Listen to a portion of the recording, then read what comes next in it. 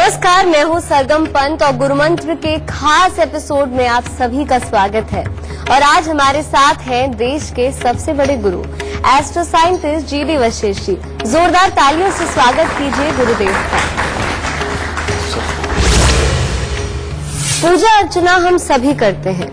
हम सब चाहते हैं कि भगवान हमसे प्रसन्न हो जाए और हमारी सारी मनोकामनाएं पूर्ण हो जाए, और उसके लिए कुछ लोग मंत्र और तप का भी सहारा लेते हैं। पर क्या आपको पता है मंत्र माला और जप का सही विधान क्या है? तो बस आज हम उसी के बारे में बात करेंगे। पर शो की शुरुआत करें उससे पहले हमेशा की तरह आपको याद दिला दूं कि फेसबुक पर गुरुमंत्र पेज को लाइक कीजिए। वहां गुरुदेव से आप सीधा अपना सवाल कर सकते हैं, या फिर टीवी स्क्रीन पर फ्लैश हो रही ईमेल आईडी पर आप हमें मेल कर सकते हैं, और इसके जरिए आपको हमारे शो पर कॉलर बनने का मौका मिलेगा। और अगर आप गुरुदेव से मिलना चाहते हैं तो उसके लिए टीवी स्क्रीन पर फ्लैश हो रहे फोन नंबर पर कॉल करें। इससे ज्यादा तरीके आपको और कहाँ मिलेंगे। बातचीत का सिलसिला जारी रहेगा, पर उससे पहले मेष, वृषभ और मिथुन राशि वालों का आज का दिन का हाल क्या रहेगा ये जान लेते हैं। तो आज सबसे पहले स्टार्ट करते हैं मेष राशि से। आपको परिवार का सुख उत्तम प्राप्त होगा। भाग्य से आपको अच्छा सहयोग भी मिलेगा, परंतु घर परिवार में किसी को स्वास्थ्य संबंधी दिक्कत आ सकती है, और धन का आज बहुत सोच समझ के प्रयोग करेंगे तो दिन उत्तम होगा। वृषभ राशि वालों के लिए अपने लिए तो दिन बहुत ही उत्तम है। पढ़ने लिखने वाले बच्चे जो हों या खेलकूद में प्रतियोगिता में हिस्सा लेने वाले बच्चे हों, उनके लिए काफी अच्छा सफलता का दिन, और कामकाज भी करने वाले लोगों के लिए अच्छा समय है। परंतु पारिवारिक परिस्थितियां वो अनुकूल न होने के कारण अनबन के योग घर में ही बनने लिखे हैं, इसलिए थोड़ा संयम से काम लें। मिथुन राशि वालों के लिए हर तरह से दिन उत्तम रहेगा। कोई शुभ समाचार की प्राप्ति भी हो सकती है। मित्रों के साथ अच्छा समय व्यतीत होगा। पारिवारिक जिम्मेवारियों को भी आप बहुत ही अच्छी तरह से निभाएंगे आज, परंतु स्वास्थ्य का थोड़ा ख्याल रखिएगा। गुरुदेव, आज हम बात कर रहे हैं पूजा अर्चना की, मंत्र उच्चारण की। तो मेरा सवाल आपसे यह है, कुछ लोग सालों साल ये सब करते रहते हैं पर उनकी मनोकामनाएं पूर्ण नहीं होती, ऐसा क्यों होता है? बेटा, पहले तो मैं तेरे को ये बात बता दूं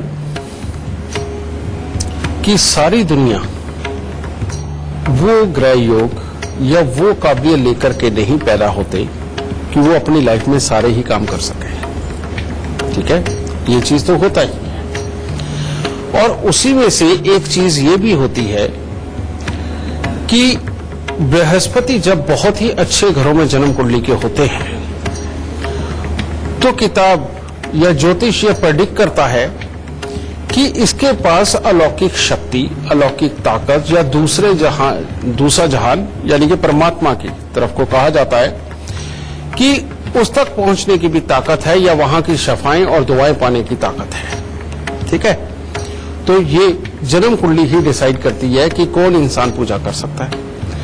अब उसी के अंदर जब बृहस्पति किसी खराब घर के अंदर बैठा हो और या खराबी की अवस्था के अंदर दूसरे ग्रहों की वजह से हो जाए, तो वहीं पर लाल किताब ही प्रेडिक्ट करती है कि ये सिर्फ इस जहां का मालिक होगा, ये सिर्फ इस जहां के लिए पैदा हुआ है, ये अलौकिक शक्तियों को प्राप्त नहीं कर सकता, दूसरे जहां को पाने की काबिलियत इसके अंदर नहीं है। लेकिन इस बीच में होता क्या है, हम अपने पारिवारिक परिवेश की वजह से, अपने घर में चल रहे संस्कारों की वजह से, अपने आसपास के माहौल और समाज के और माशरे की वजह से हम उस प्रभाव को लेकर के ही बड़े होते हैं जिसके अंदर की पूजा पाठ हो रहा होता है। तो आदमी को अपनी जन्म कुंडली का विवरण तो नहीं पता, उसको उसके ज्ञान का तो नहीं पता, लेकिन वो जो देखा देखी में उसने जो शुरू किया, तो वो जैसे जैसे पूजा पाठ की तरफ गया, उसकी जो काबिलियत उसके अंदर है ही नहीं दूसरे देश यानी कि दूसरे जहान को पाने की, तो वो उस एक्सरसाइज को ज्यादा करता चला गया जिसको कि उसकी बॉडी एक्सेप्ट नहीं कर रही, जिसको उसकी ऑरा एक्सेप्ट नहीं कर रही। उसकी वजह से उसका पूजा पाठ टोटली निष्फल जा रहा है। अब इसके अंदर वो दुखी होकर के और कर रहा है कि नहीं परमात्मा मिलेगा, नहीं परमात्मा का दिया हुआ सुख मिलेगा, मैं जिस मंशा को लेके कर रहा हूं वो मुझे मिलेगा। उसको वो ज्यादा से ज्यादा टाइम देने लगा। उसने ज्यादा से ज्यादा टाइम लिया, लेकिन उसने जो जरूरी चीजों को करना चाहिए था वो उसको साइड पे छोड़ के या उनको कम टाइम देके इसके अंदर ज्यादा चलता गया, जिसके कारण हुआ क्या कि फेलियर, यानी कि पूजा पाठ करके भी वो फेलियर रहा, उसके जीवन में ये आ गया। और बहुत सारी कुंडलियां ऐसी हैं जिनके अंदर जन्मजात ही बृहस्पति देव ये डिसाइड कर देते हैं कि ये दोनों जहां का मालिक होगा, यानी कि ऊपर वाले को भी बुलाना और उसको समझना, और नीचे धरती पर भी इंसानों के बीच में रहते हुए भी ये सात्विकता के रूप में जीकर इस जहान को और उस जहान को दोनों को पाएगा। ये वही लोग होते हैं जिनको दूसरे की कही हुई बात फौरन समझ आती है, जिनको सामने वाले का स्वार्थ 1 मिनट में नजर आता है, और ऐसे लोग फिर दुआ क्या करते हैं, अरे भगवान तू ही भली कर, ये चीज।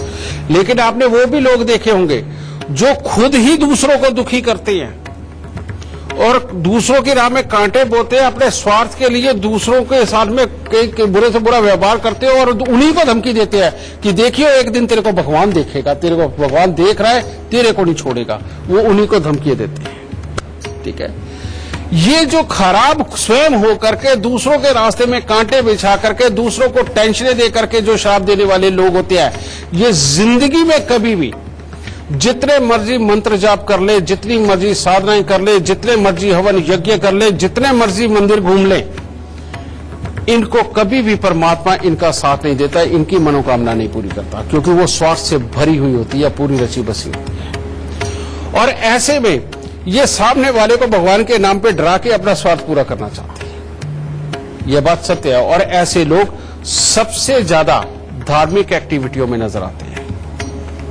सबसे ज्यादा यही लोग एक्टिविटियों में नजर आते हैं। और जो इंसान सच में दोनों जहां को पाने का माजर रखता है या जन्म कुंडली के अंदर ग्रह लेकर के बैठा हुआ है, वो इंसान सबसे कम मंदिरों में जाता है।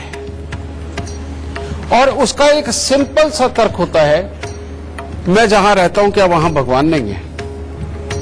उसका एक सिंपल सा तर्क होता है कि मैं जहां रहता हूं वहां भगवान नहीं है क्या? समझ गए? क्योंकि वो जानता है भगवान मंदिर में, मस्जिद में, गुरुद्वारे में, चर्च में नहीं है, भगवान हमारे अंदर है।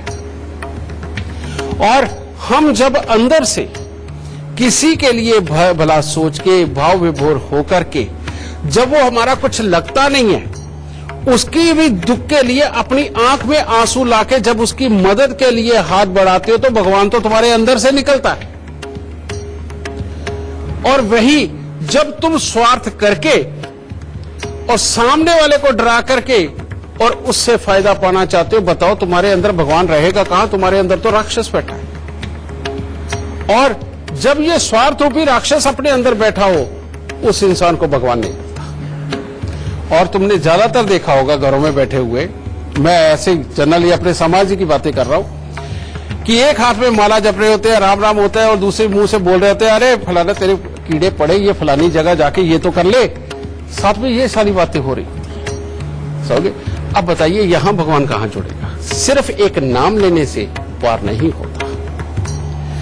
पहले लोग हम अपने बच्चों का नाम भी क्या रख देते थे, किसी का नाम राम होता है, किसी का कृष्ण होता है, सगे बेटी का नाम भी सीता रखते थे, कौशल्या रखा करते थे। ये क्यों रखा करते थे? ताकि इनके साथ जुड़ी हुई जो कहानियां हैं, जो हमारे ग्रंथों में लिखा हुआ है, ये सारा कुछ हमें स्मरण रहे।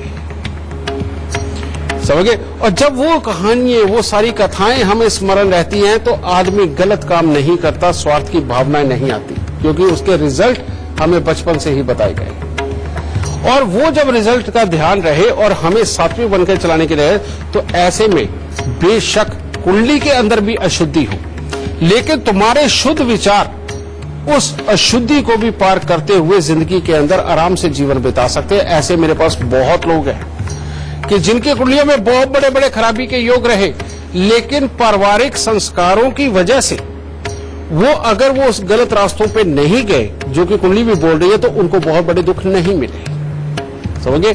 और ऐसी भी कुंडलियां हमने देखी हैं कि जिसके अंदर वाल्मीकि जी जैसे समझे ऋषि मुनि ने भी जन्म लिया। क्या वो शुरुआत में डाके मारा करते थे? वो किसी माहौल से हो गए थे प्रेरित, और माहौल से होकर वो गलत रास्ते पे चले गए थे, और एक झटके ने उनको ऐसा बना दिया कि उन्होंने राम भगवान का पूरा चित्र उनको देखे बिना ही लिख दिया। ये लोग होते हैं जो दो जहां के मालिक होते हैं। तो अच्छा ये है बेटा कि पूजा पाठ वही करें और जो लोग अपने मन में स्वार्थ की भावना ना रखते, ठीक है, उनको भगवान बहुत जल्दी मिलते हैं और उनकी मनोकामना भी पूर्ण होती है।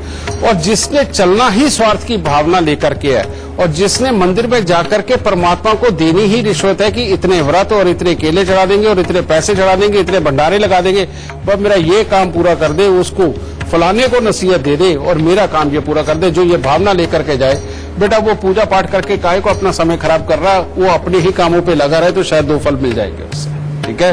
तो ये होता है बेटा पूजा पाठ का विधान, ठीक है। इससे पहले आगे बढ़े कर्क सिंह और कन्या राशि वालों का आज का दिन का हाल जान लेते हैं। कर्क राशि वालों के लिए भी अपने लिए तो हर तरह से उत्तम दिन है। नए कामों की सोच मन में आएगी और आप करेंगे भी, कामयाबी भी है, और आपको मान सम्मान में अच्छी वृद्धि भी प्राप्त होगी और परिवार का साथ भी रहेगा। परंतु कोई अशुभ समाचार प्राप्त हो सकता है बाहर से। सिंह राशि वालों को आज अपना कामकाज तो अच्छा बढ़ता हुआ नजर आएगा, उसमें से जो पैसा आना चाहिए वो भी अच्छा प्राप्त होता हुआ महसूस होगा। धार्मिक कार्यों की तरफ भी मन काफी आकर्षित होगा, परंतु धन को लेकर के मानसिक तनाव बढ़ सकता है। कन्या राशि वालों के लिए आज का दिन कोई खास उत्तम नहीं है। परिवार के लोगों के साथ तो समय अच्छा व्यतीत होगा, परंतु आपके ऊपर किसी प्रकार का आरोप लग सकता है। आपको स्वास्थ्य के प्रति भी विशेष सावधानी रखने की आज के दिन आवश्यकता है। गुरुदेव, तो सही विधि विधान भी यही है, मंत्र माला जाप का। मंत्र माला जाप ये एक बहुत बड़ी साइंस है, ये कोई जादूगरी नहीं है, ये कोई आशीर्वाद से भी नहीं चलती। आशीर्वाद आपके दिमाग को तैयार कर सकता है किसी खास काम के लिए, लेकिन आशीर्वाद आपको कोई ताकत नहीं दे सकता। एक बात तो ये, मंत्र हो, माला हो, जाप हो, ये तीनों का एक कॉम्बिनेशन है और ये एक बेहद बड़ा ट्रीटमेंट है जो इस यूनिवर्स के अंदर, पूरे यूनिवर्स को ही एक हॉस्पिटल का रूप दे करके किसी के अंदर भी कोई भी ताकत पैदा कर सकता है। जैसे आप लोग कोई अंग खराब हो जाए तो क्या करते हो, उसको निकलवाते हो, ट्रांसप्लांट करवाते हो, यही करवाते हो। आजकल तो दिल भी होने लग गया, ठीक है। ये आजकल हो रहा है, पुराने समय से तो हमारे ऋषि मुनियों ने ये सारी विद्या पहले से ही बना रखी थी। वो क्या करते थे, डायरेक्ट पार्ट नहीं निकालते थे, वो डायरेक्ट उसी को रिन्यू कर देते थे, उसी को ऐसा कर देते थे कि उसकी ताकत ही बढ़ जाए। अगर वो खराब हो रहा है तो वो ठीक हो जाए, अगर ताकत नहीं है तो वो आ जाए। ये सारा कुछ ये किससे होता था संभव? उन्होंने मंत्र बनाए, ठीक है। अब एक मंत्र मैं बोलता हूं, ओम नमः शिवाय, ओम नमः शिवाय। क्या हो रहा है? आप आंख बंद करके देखो, बड़ी शांति महसूस हो रही है, बहुत शांति महसूस हो रही है, ठीक है। अब एक मंत्र, एम ह्लीम क्लीम चामुंडाय विचे, एम ह्लीम क्लीम चामुंडाय विचे। अब क्या हो रहा है? ध्वनि जागृत हो रही है। आप आंख बंद करके देखो, एक कंपन आ रहा है, समझ गए? अब एक तो हो गया ये। इससे क्या, आपके बोलने से जो वाइब्रेशनें निकल रही है, ये एक ताकत को जन्म दे रही है। जैसे बूंद बूंद से गागर भरता है ना, आपके एक एक मंत्र से एक शक्ति इकट्ठी हो रही है। अब इसके अंदर होता क्या है, अगर नमः शिवाय का जाप करना है तो आपको वो लेकर के उसकी माला जाप करिए। ये माला जाप से क्या होता है, माला जाप यहीं पे होता है, यही हो रहा होता है, ठीक है जी। इसके अंदर क्या, आपके मुंह से एक ध्वनि निकली, ये माला ने पकड़ी, ध्वनि निकली, माला ने पकड़ी, वो ऐसे ऐसे घूमती जा रही है, ऐसे ऐसे घूमती जा रही है। तो इसमें हो क्या रहा है, ये धीरे धीरे करके जो वाइब्रेशन एक ताकत के रूप में आपके अंदर आ रही है, ये यहां पर इकट्ठी होती जा रही है, इकट्ठी होती जा रही है, इकट्ठी होती जा रही है। और रोज आप उसी स्थान के ऊपर पूजा पाठ करोगे। अगर अलग अलग जगह पे बैठ के मंत्र उच्चारण किया तो उसका कोई फल नहीं होगा। इसीलिए हमारे पुराने ग्रंथों के अंदर यह समझाया गया कि रावण ने फलानी जगह बैठ के एक ही शिला पे बैठ के इतने साल तपस्या करी, ये फलाने ऋषि मुनि ने फलानी गुफा के अंदर बैठ के इतनी तपस्या करी, ये फलाने इंसान ने नदी के अंदर खड़े होकर इतने साल तपस्या करी। क्योंकि एक ही जगह पर जब खड़े होकर के आप एक एनर्जी को बढ़ाते चले जाते हो, मंत्र उच्चारण से बढ़ाते चले जाते हो, तो एक बहुत बड़ा शक्ति पिंड तैयार हो जाता है। वो वाली शक्ति तैयार हो जाती है जिसकी आपको जरूरत है, जिसको डिसाइड करके तुमने ये पहले ही तय कर लिया था कि मुझे ये शक्ति चाहिए। और वो शक्ति जब आपकी बॉडी के अंदर आती है, उसके साथ टकराव कर करके आपके ऑरा के अंदर एक बहुत बड़ा बदलाव, जिस ऑरा के अंदर आपके 7 रंग है उसके अंदर वो समा करके अपनी जगह ज्यादा से ज्यादा बना करके आपके अंदर चेंजेस लाती है, एक स्पेशल ताकत पैदा करती है। समझे? तो ये बनता है बेटा ट्रीटमेंट। अब ये जो देवता बनाएंगे किस लिए बनाएंगे? हमें बताया गया कि अगर तुम्हारा स्वास्थ्य ठीक नहीं, तुम बीमार रहते हो, कमजोर हो, तुम्हें खाना पीना नहीं लगता, अरे हनुमान जी के मंत्रों का जाप करो ना, ताकत मिलेगी। समझे? आपके घर में अशांति, आपका दिमाग गर्म रहता है, हालात खराब है, आपको कभी भी गुस्सा चढ़ जाता है, अरे करो ना भोलेनाथ के मंत्रों का जाप, देखो कितनी शांति आती है। समझे? आप कमा नहीं पा रहे, आप कोशिश कर रहे हो, लेकिन उसके बावजूद वो चालाकी नहीं आ पा रही जिससे आप बाहर जाकर के व्यापार कर सको, आप करो ना मां लक्ष्मी के मंत्र, श्री के मंत्र, ठीक है, एम ह्लीम क्लीम श्रीम बोलो, देखो जरा कैसे दिमाग की नसें खुलती है और आप व्यापार के लिए कैसे तैयार होते हो। ठीक है, लेकिन उसके लिए तपस्या करनी पड़ती है। आप सोचो कि आज ही मंत्र बोल के आज ही खत्म कर देना, हर मंत्र का विधान है कि ये आपको इतने हजार या इतने लाख या इतने सहस्त्र करने पड़ेंगे, और तब जाकर के ये शक्ति उत्पन्न होगी कि तुम्हारे ऑरा के अंदर पूरी तरह से आ जाए और आपके दिमाग को, आपके शरीर को उस लायक बना दे, तब ये होगी। ओके, लेकिन आज के जमाने के अंदर हर कोई पकी पकाई चाहता है, तो वो जाकर के आराम से बाजार से 500 रुपए का, 101 रुपए का, 10,000 का, 1 लाख रुपए का यंत्र लेकर के आते हैं। लो हमारे पास ताकत आ गई, अब तो परमात्मा की कृपा हो जाएगी। नहीं होती। अगर करना है तो या तो अपने सामने बैठ के यंत्रों को प्रतिष्ठित करवाओ, वाकई में उतने मंत्र बोले गए कि नहीं बोले गए, समझे? और अगर वो भी नहीं तो कम से कम उस भरोसेमंद को जिसके ऊपर तुम्हें विश्वास हो, हाँ कि ये पूरा काम करेगा ही करेगा, समझिए, वो करके ठीक है। प्रतिष्ठा की विधि बहुत बड़ी होती है, तुम आचार्य नहीं हो, वो करवा लो उसके बाद में, लेकिन तुम्हें उनका मंत्र सीखना पड़ेगा। वो एक ही मंत्र होता है जिसको अगर तुम हफ्ते में एक बार भी पूरे तरीके से बोल लोगे तो वो शक्ति जागृत रहेगी और वो तुम्हारे ऑरा में आती रहेगी, तुम्हारे दिमाग को, तुम्हारे नसीब को, तुम्हारे शरीर को उसके लिए तैयार कर देगी और तुम वो फल जरूर पाओगे। इसीलिए हमारे यहां पर भी जैसे अब ये दशहरा आएंगे, दशहरे से मंत्र प्रतिष्ठा शुरू हो जाती है, जो हमारे यहां दस्यों समझिए आचार्य बैठ करके सुबह शाम वो मंत्र जाप करते हो, और जगह जगह से लोग आते हैं जो अपने लिए यंत्र निर्धारित करके जाते हैं, उनके वो सामने बन रहे होते हैं। दशहरे से लेकर दिवाली तक वो लोग स्वयं भी 2-3 चक्कर मार के आकर के देखते हैं कि किस तरह से हमारे काम हो रहे हैं, और स्वयं भी वो संकल्प दे करके जाते हैं बार-बार, समझे? और दिवाली के एक दिन पहले जिसमें संपूर्ण होता है, उसमें आकर के वो यज्ञ करके अपने हाथ से श्रद्धा से वो यंत्रों को लेकर के जाते हैं। और ये मेरे यहाँ पर 10 सालों से काम हो रहा है, और जो जो लेकर के गए हैं वो सब इस सारी चीज से वो जानकार है और वो जानते हैं कि उनसे उनको क्या मिलता है। तो बेटा ये विधान है मंत्र का, माला का और जाप का। हमारे बीच इस वक्त कई दर्शक हैं जो इस कार्यक्रम का हिस्सा बने हैं, जो गुरुदेव से कुछ सवाल करना चाहते हैं। जी, बेटी की मैरिज का क्वेश्चन है, तो डेट ऑफ बर्थ 30 अक्टूबर 1992। जी, समय स्थान भी बता दीजिए। समय 10:10 रात को, गाजियाबाद। बेटा ये बच्चे की जो कुंडली है, ये कुंडली ही ऐसी है कि अगर ये कोई ऐसा काम करती है जो कॉन्सेप्ट वगैरह बना करके उसको इम्प्लीमेंट करना, कोई अपनी ही सोच को बना करके एडवाइस दे करके चलाना, या किसी कला के क्षेत्र के अंदर जाना, इसकी कुंडली बहुत बेहतर है उसके लिए। लेकिन शादीशुदा जिंदगी के लिए एक प्रॉब्लम है, वो है कि मंगल खराब है, इसका मंगल मांगलिक है ये, और सिर्फ मांगलिक ही नहीं है, मंगल बद भी है। और ये जो मंगल बद है, ये गुस्से की मात्रा को ज्यादा बढ़ाता है, शरीर के अंदर तकलीफें पैदा करता है, डेली इनकम और सोर्स और पति के सुख के लिए कमजोरी के योग देता है।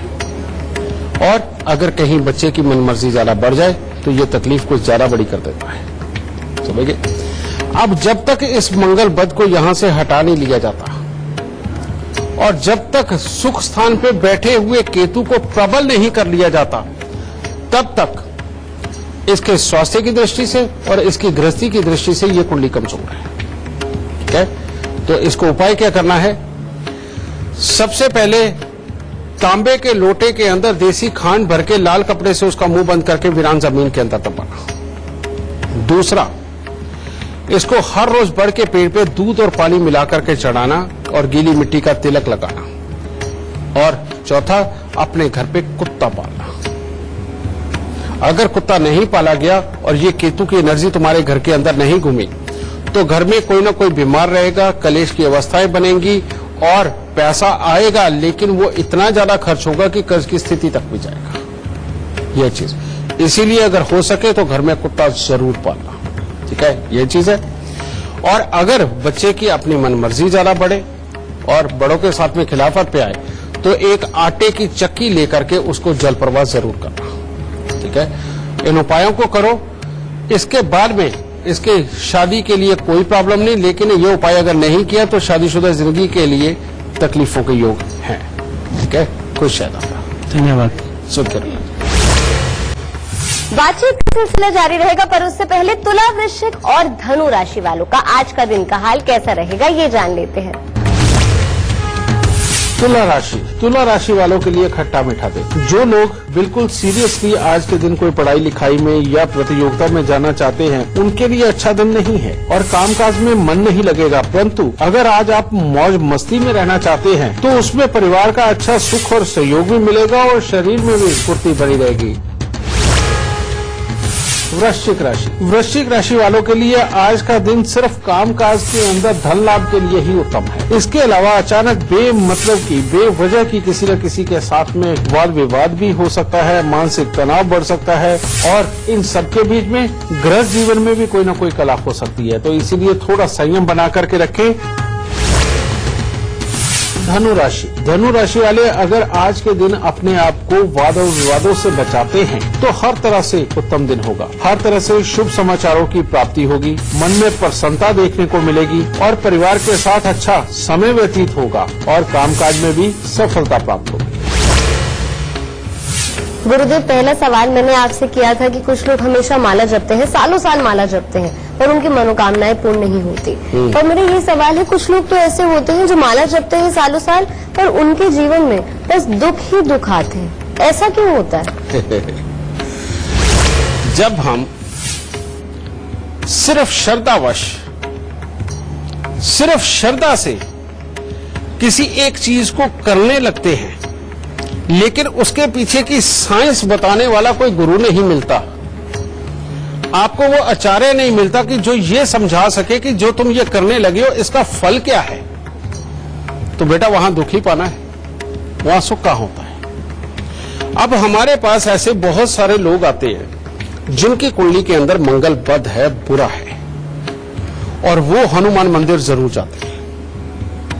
वहां जाकर के वो हनुमान चालीसा पढ़ते हैं।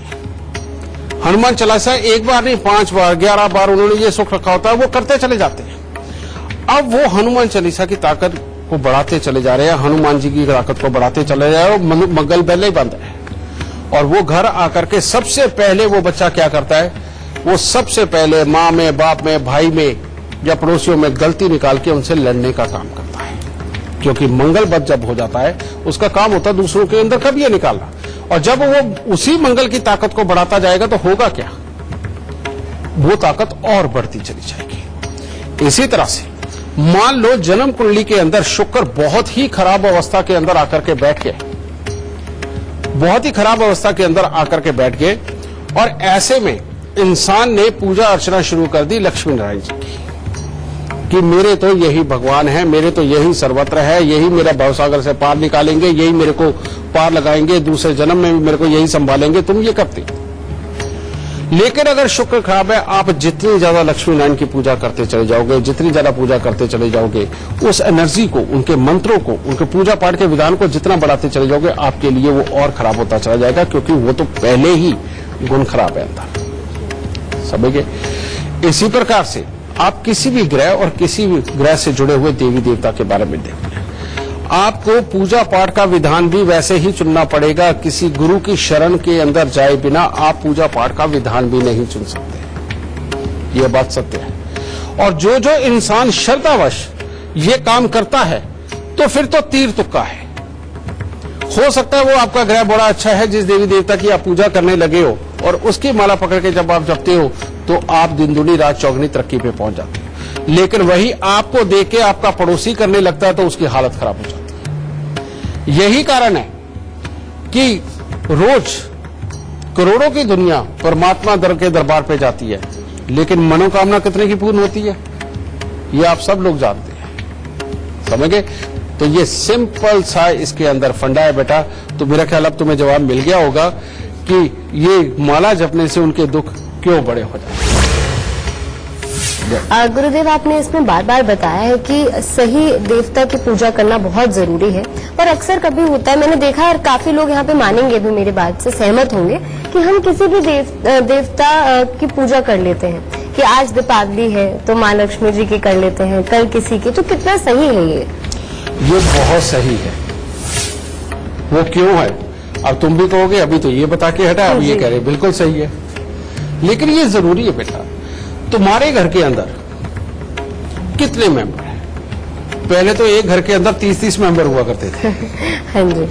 वो बात अलग है कि आज न्यूक्लियर फैमिली हो गई हैं कि 3 या 4 मेंबर ही मिलते हैं। लेकिन ये जो हर देवी देवता हर त्योहार के अनुसार उस देवी देवता का पूजा का विधान बना हुआ है, व्रतों के आधार पर बना हुआ है, ये बेटा बिल्कुल सत्य है। उसका कारण क्या है कि दीपावली पे माँ लक्ष्मी की पूजा, शिवरात्रि पे भोलेनाथ जी की पूजा, जन्माष्टमी पे कृष्ण जी की पूजा, ठीक है, और नवरात्रों में देवी की पूजा। अब ये होता क्या है, ये थोड़ी देर का विधान होता है, बिल्कुल थोड़ी देर का, ठीक है, 1 या 2 दिन, ठीक है, नवरात्रों में 9 दिन। अब इन पूजाओं को जब हम करते हैं बेटा, तो उसके अंदर पूरा परिवार सम्मिलित होता है। और ये भी हो सकता है, ये पक्का हो सकता है कि तुम्हारी कुंडली के अंदर भोलेनाथ की पूजा बहुत अच्छी लिखी हुई है, लेकिन तुम्हारे भाई की कुंडली के अंदर हो सकता है कि नारायण की पूजा ही फलदायी हो, और यह भी हो सकता है कि तुम्हारी माताजी की कुंडली के अंदर सिर्फ देवी की पूजा ही फलदायी हो, ठीक है। और इस तरह से अब या तो वो गुरु मिल जाए कि जो तुम्हें यह बता दे कि किसके लिए पूजा कौन सी बेहतर है जी, ठीक है, और नहीं तो पुराने समय के अंदर तो अगर एक वाकई में काबिल गुरु भी ढूंढना हो तो बेटा कई कोस पैदल चल के जाना पड़ता था, जिसमें कई दिन लग जाते थे। तो तब ये रीति रिवाज बने, समझ गए। अब उस वक्त में ये जब आप घरों में ये छोटी छोटी पूजाएं करते हैं तो उस वक्त में होता क्या, जो तुम्हारे लिए पॉजिटिव है देवता, समझ गए, उसकी तरफ मन जल्दी अट्रैक्ट हो जाता है, उसका रूप भाने लगता है, उसके कर्म भाने लगते हैं, यानी कि जो कर्म किए जाते हैं उसमें, तो अपने आप इंसान अपने पसंद के देवता तक पहुंच जाता है। लेकिन पीछे हुआ क्या, एक जबरदस्ती थोपने वाली मानसिकता बन गई कि नहीं जी हम तो इसी देवता को पूजते हैं, हम तो सिर्फ इसी को मानते हैं। नुकसान हुआ वहां से, जब तक ये सबको पूजा जाता था तो इंसान अपनी पसंद के अनुसार अपने आप उस तरफ मुड़ जाता था, क्योंकि उसकी कुंडली में वो ग्रह पॉजिटिव होता था। लेकिन जब ये थोपने जाने लगा कि हमारे परिवार में सिर्फ इसकी ही पूजा होगी, नुकसान वहां से शुरू हो गया, ठीक है। तो बेटा आज बहुत आसान है ये जानना कि तुम्हारे भाग्य स्थान के अनुसार, तुम्हारे धन स्थान के अनुसार, तुम्हारे दिमाग के स्थान के अनुसार तुम्हें किस देवी देवता की पूजा करनी चाहिए। तो बेटा वो चुनो और सदा सुख पाओ। इससे पहले आगे बढ़े, मकर, कुंभ और मीन राशि वालों का आज का दिन कैसा रहेगा ये जान लेते हैं। मकर राशि मकर राशि वालों के लिए भी आज का दिन कुछ खास उत्तम नहीं है। अगर आज आप अपने कामकाज पर रहते हैं तो उसके लिए तो दिन उत्तम है, परंतु स्वास्थ्य में भी थोड़ा बताओ कुछ ऊपर नीचे हो सकता है। और परीक्षा प्रतियोगिता के परिणाम अपने अनुकूल न रहने का दिन है। और यात्राओं में खास तौर पे आज अपने आप को बचा करके रखें, यानी कि यात्रा पे ना जाएं, क्योंकि अनहोनी घटना घटित हो सकती है। कुंभ राशि वालों के लिए आज का दिन बहुत ही बुरा है, इसीलिए अगर हो सके तो आज के दिन अपने आप को हर तरह के विवाद से अगर आप दूर रख करके परमात्मा की शरण में रहते हैं और घर पे वक्त बिताते तो आपके लिए उत्तम रहेगा। कोई आरोप लग सकता है, आर्थिक परेशानियां भी बढ़ सकती है, इसीलिए भरोसे वाले लोगों के साथ ही सिर्फ पैसे का लेन देन करें तो आपके लिए उत्तम होगा। मीन राशि वालों के लिए दिन बहुत ही उत्तम है। परिवार की तरफ से हर तरह का सुख और सहयोग प्राप्त होगा। आप अपनी जिम्मेवारियों को बहुत ही अच्छे तरीके से निभाने में सफल होंगे और आप जो भी कार्य करेंगे उसमें सफलता मिलेगी और अच्छी यात्राओं के लिए भी समय अच्छा है। हमारे बीच इस वक्त कई दर्शक हैं जो इस कार्यक्रम का हिस्सा बने हैं, जो गुरुदेव से कुछ सवाल करना चाहते हैं। जी, क्या नाम है आपका, कहाँ से? पारुल। जी, क्या सवाल पूछना चाहते हैं? नमस्ते सर, मेरा नाम पारुल पी अग्रवाल है और सर मैं खुद एक टैरो रीडर और एक न्यूमरोलॉजिस्ट हूँ। बहुत लोग आते हैं आजकल, सबकी ज्यादातर समस्या यही है कि सब लोग अपनी आर्थिक स्थिति से परेशान हैं। तो मैं आपसे ये जानना चाहती हूँ कि वो ऐसी कौन सी रेमेडीज हैं या जो जनरली हम छोटी छोटी चीजें कर अपनी लाइफ में हम फाइनेंशियल अबंडेंस की तरफ हम जा सकते हैं और वो मतलब अपनी लाइफ में अट्रैक्ट कर सकते हैं। बेटा, तुम जिस ज्ञान में हो ये इतनी बड़ी साइंस है कि हम 4 जीवन लेकर के भी अगर इसको पाना चाहे तो संपूर्ण नहीं कर सकते। इसको बोलते हैं सामुद्रिक विज्ञान, यानी कि वो समुद्र जिसके अंदर आज तक कोई भी एक इंसान तो नहीं खोज पाया कि कहां कहां पे क्या क्या है, कहां हीरे मोती मिलते हैं, कहां कटीले जानवर मिलते हैं, कहां पत्थर पड़े, कुछ भी ये चीज। लेकिन आज तुम्हें मैं एक बहुत बड़ी चीज देके भेजूंगा। इस धरती पर अक्षत क्या है ये तो जानते होंगे। अक्षत यानी कि चावल। शाबाश। चावल को अक्षत माना जाता है। वो अक्षत क्यों कहा जाता है? क्योंकि वो कभी खत्म नहीं हो सकता। इस धरती पर 70% पानी, हमारे शरीर में 70% पानी, और इस पूरी दुनिया में कोई और खाना पीना मिले ना मिले, चावल जरूर मिल जाता है। किसी भी देश में, किसी भी धर्म में, जहां मर्जी चले जाओ, इसलिए उसे अक्षत बोला जाता है।